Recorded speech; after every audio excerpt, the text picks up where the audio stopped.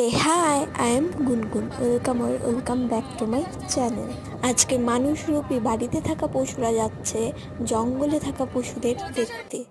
এখানে আপনারা দেখতে পাচ্ছেন ওদিকে 3টে বস্তা কোনো রকম চাপানো হয়েছে, এদিকে আমরা দুজন বস্তা খুব ভালো করে আরামসে বসে আছি। পরিবেশের হাওয়া খেতে খেতে আমরা পৌঁছে যাই আমাদের ডেস্টিনেশনে। যেখানে আমরা থাকি সেখানে একটু পরপর অফ রোডিং করতে হয় আমাদের। তারপর ওখানে পৌঁছে আমরা দেখতে পাই হরিণ, অনেকগুলো হরিণ ছিল।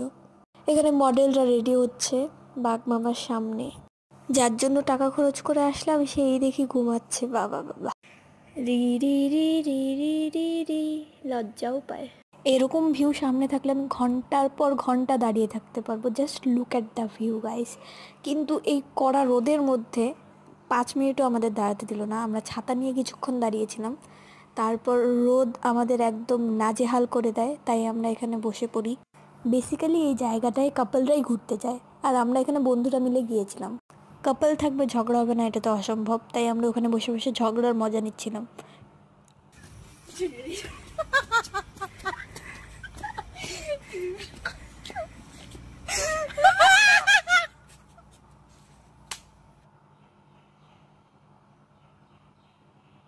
देखा आपने लापरवाही का नतीजा। এখানে অনেক বানর দেখা যায়, কিন্তু সেদিন জানি না কেন বানর দেখা যাচ্ছিল না, তাই আমরাই মানুষদের এন্টারটেন করার জন্য বানর সেজেছিলাম।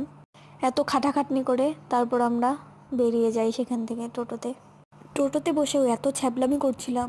টোটোওয়ালা কাকু বিল লাইক, কাদের পাল্লায় পড়লাম আমি।